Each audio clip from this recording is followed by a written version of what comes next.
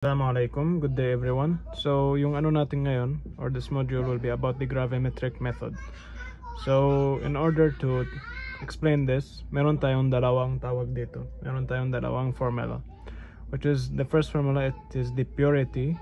It equals the weight of residue times gravimetric factor, and tawag dito times 100 over sample, lahat sila over the sample. Then yung second ano natin, tawag dito equation is the gravimetric factor, pero hindi nasulat dito. So to make it short, isulat ko na lang dito. So yung percent purity is equal to weight of substance tapos times gravimetric factor times 100. They are all over sample, or weight of sample.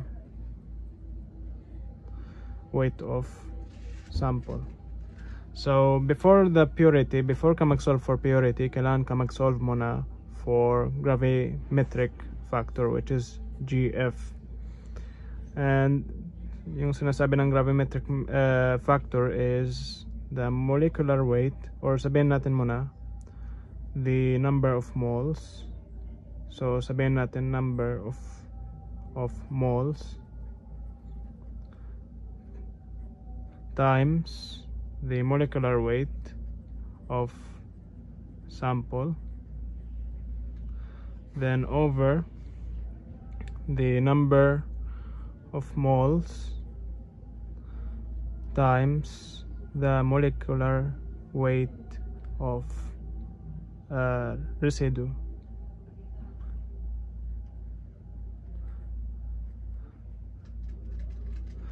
So ito ang supposed to be. Sorry guys, ito ang residue. Alhamdulillah. So as you see guys, yung tawag dito, yung purity, pag makita yung ano nga formula nga, yung nauna yung weight of residue, which is doon sa taas ng fraction. Ang ano naman, weight of sample sa baba. Diyan naman sa gravimetric factor, yung molecular weight of sample, or the sample sa taas siya. Ang ano naman, residue sa baba. Pero ang kaibahan nila, ito molecular weight, ito weight of substance. In order to clarify this, we should answer some practices or problems. So ang mupunta tayo dito, sabi nga F 0.46 sample of Ki, or potassium iodide, yielded 0.7215 grams of silver iodide. Precipitate by gravimetric assay, what would be the percent purity of potassium iodide? So nagbigay din siya ng mga given molecular weight of silver iodide, tapos binigay din niya molecular weight of potassium iodide.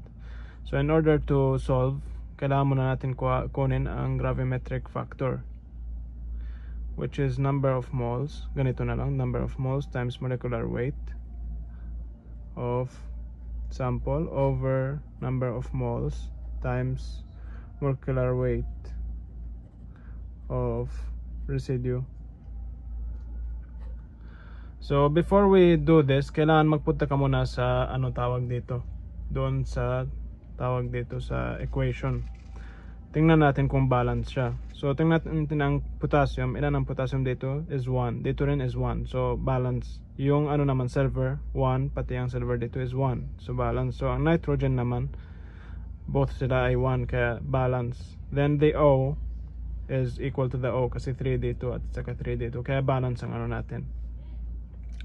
So for the gravimetric factor, yung number of moles, yung ano natin, molecular weight of sample, ano yung sample natin, is the Ki, or the Ki, potassium iodide. So yung potassium iodide natin, tingnan natin siya dito sa equation. Ilan ang moles nga? Walang nakasulat na number dyan sa tabi, ibig sabihin 1. So number of moles is 1. Then ang molecular weight of Ki is times 166.0045. So ito ang molecular weight of the Ki or the sample. Tapos ang residue, tingnan natin siya dito sa equation, which is the silver iodide. So ilan ang number of moles nga? Walang nakasulat number dito sa tabi nga on the left side. Ibig sabihin 1. Tapos times yung molecular weight niya, which is 234.77 tapos 45. So let's proceed with calculations. To proceed with calculations, ito na 16 yung 1 time, hindi natin i-times by 1 kasi same lang lalabas. So 166.0045 divided by 234.7745 will be equal to 0.707. Then ang 08 dyan natin round off, so maging 1 siya. So ito ang natin answer for the gravimetric factor. So tapos na tayo sa gravimetric factor. Yung next naman is the purity of the potassium iodide, kasi yun yung potassium, the purity of potassium iodide. So yung purity of potassium iodide will be equal to tawag dito yung natin sa formula, which is weight of residue times gravimetric factor times 100. They're all over the weight of sample. So very easy guys, substitute lang natin. So yung weight of residue, yung residue natin is the silver iodide. So it is equal to 0.7215. Then yung gravimetric factor, ito ang nahanap natin. So times 0.7071. Then times 100. Then they are all over the weight of sample. Ang weight of sample is 0.46.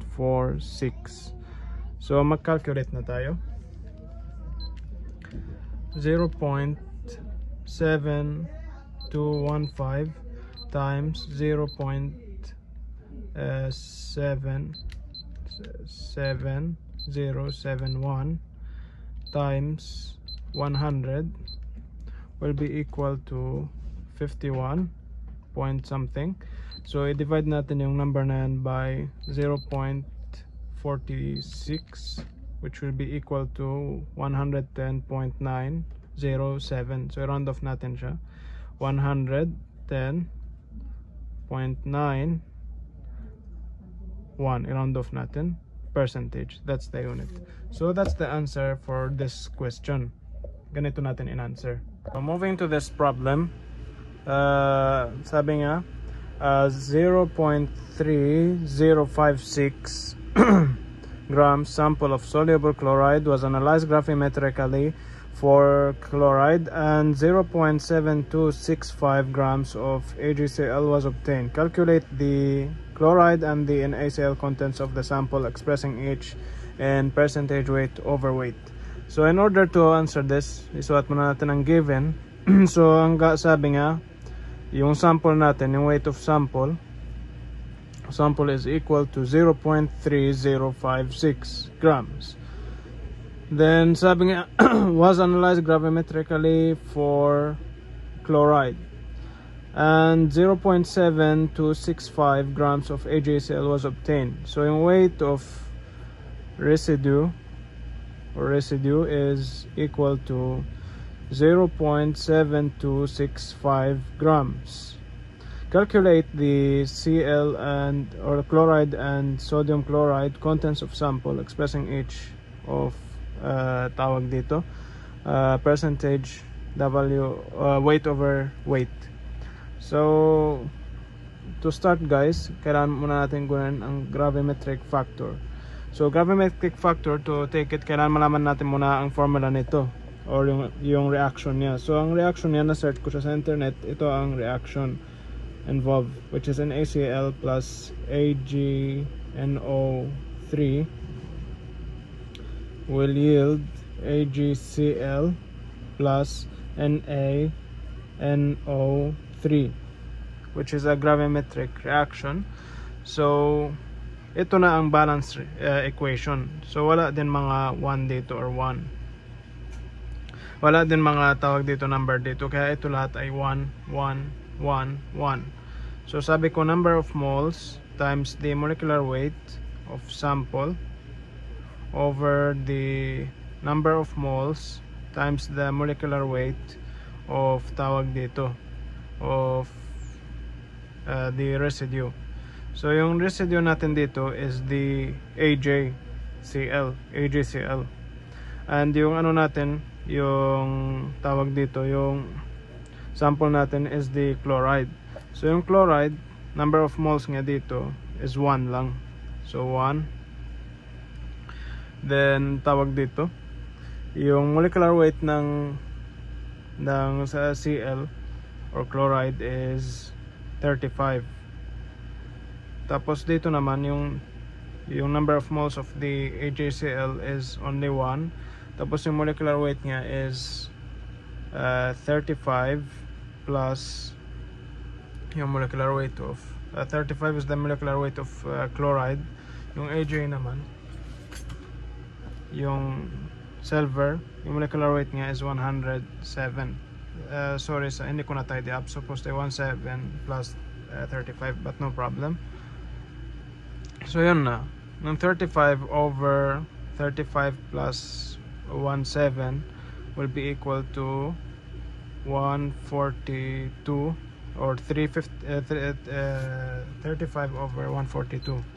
So 35 over 142 will be equal to 0.246.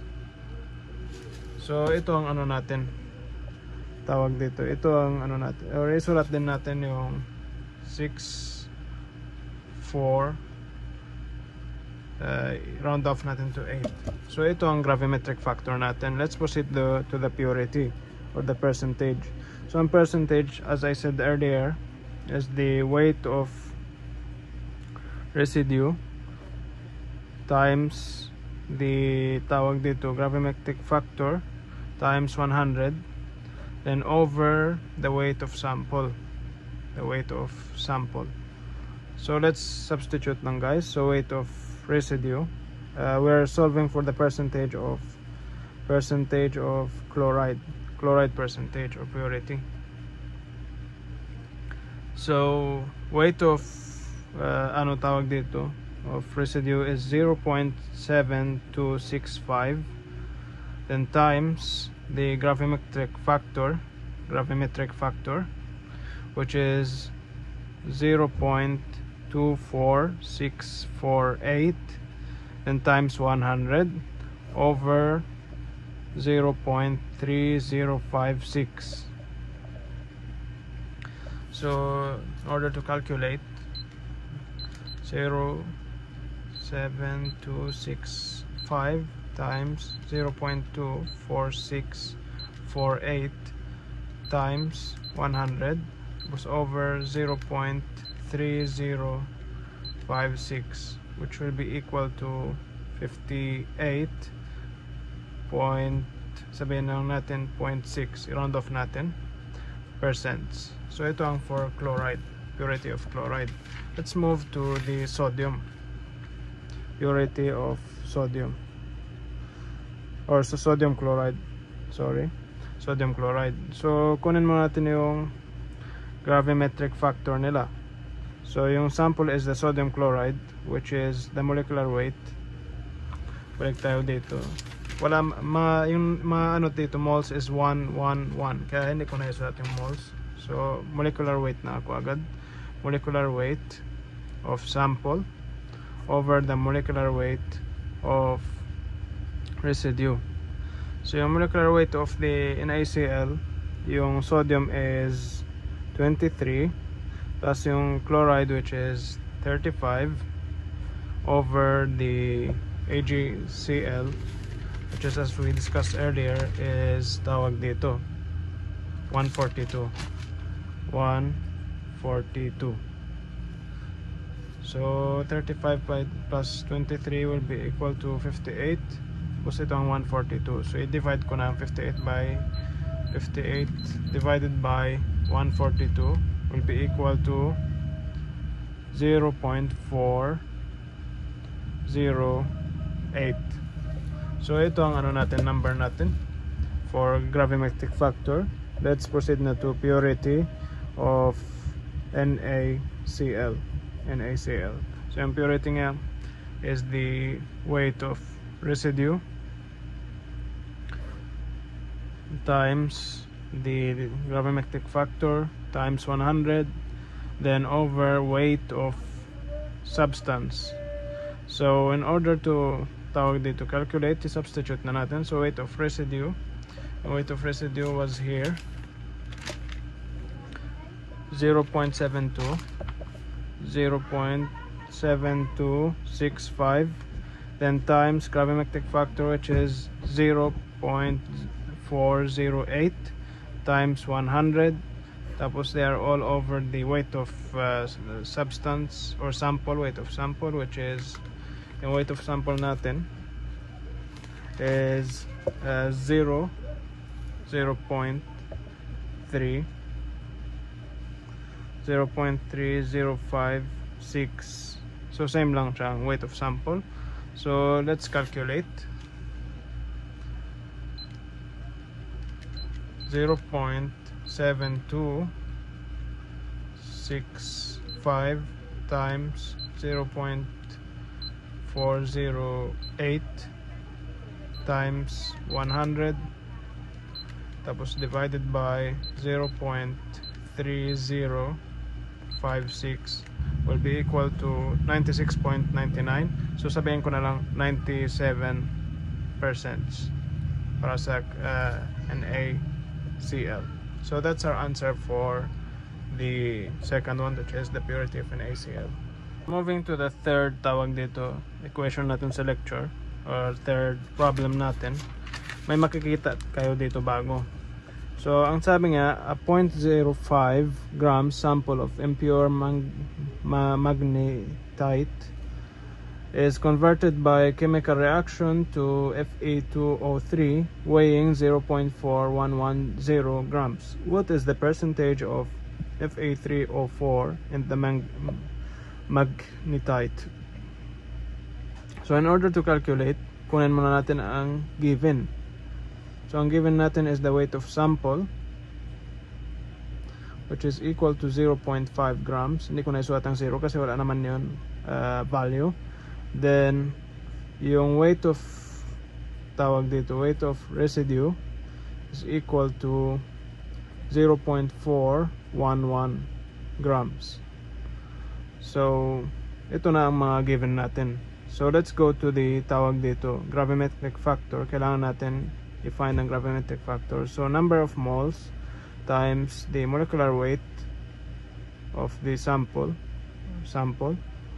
then over the number of moles times the molecular weight of residue.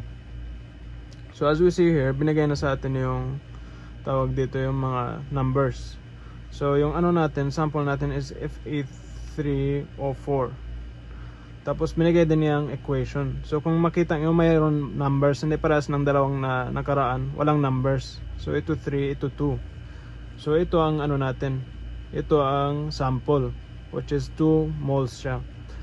While the tawag dito, this is the ano naman, this is the the residue, which has the number of moles is 3. So isulat natin ang number of moles, which is 2 sa sample, times the molecular weight. So Fe, ilan atoms doon? Meron tayong 3 atoms, 3 atoms. Then yung ano nga, yung molecular weight ng Fe is 6, if I'm not mistaken. Ewan ko bakit niya sinabi 6, but let's proceed. Or it's not 6, mali yan guys, yung nakasulat sa ano.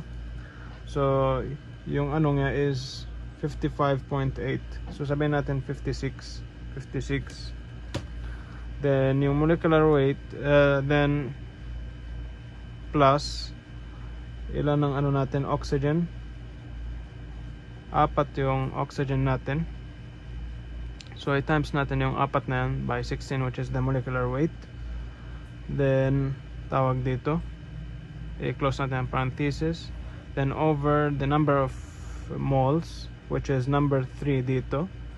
Then yung ano natin, Fe2, which is tawag dito, dalawang atoms times the molecular weight, which is 56 for iron.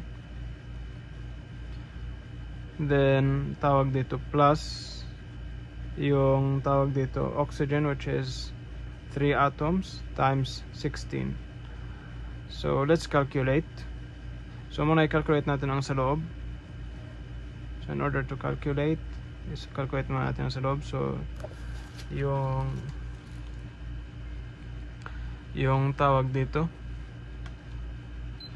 3 times 56 will be equal to 168 plus 4 times 16 will be equal to 64. Tapos dito naman yung 3 baba ko dito. Then ang sabi nga is 2 times 56 will be equal to 112 plus yung tawag dito 3 times 6 will be 48. So i-calculate ko ulit. 168 plus 64 will be equal to 232.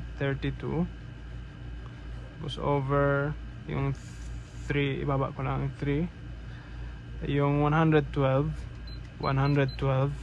plus 48 will be equal to 160. So i-ano ko na, times ko na lang. So 232 times 2 will be equal to 464. Tapos yung 3 times 160 will be equal to 480. So 464 divided by 480 will be equal to 0.666. So 0.9 sabihin natin 67, round off natin siya. So ito na ang gravimetric factor natin, ang haba. So in order to solve na tayo, kukunin natin yung tawag dito, kukunin na natin yung, or sulatan na lang natin, kasi as he write here 0.9666. So isulat na natin siya na 0.9666, tatlong 6. So let's proceed to the purity. So purity equals the weight of sample times the gravimetric factor times 100 over how much weight of residue. So calculate natin. So yung ano natin, weight of sample is 0.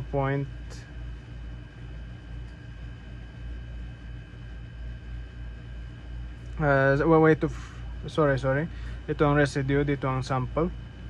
So weight of residue is 0.4110 times yung gravimetric factor natin, which is 0.9666, then times 100, tapos over weight of sample, which is 0.5. So let's calculate. 0.4110 times 0.9666 times 100, tapos divided by 0.5 will be equal to 79.45, then percentage. So that's our answer for the third problem here. So thank you guys for watching, and I hope that you understood my explanation.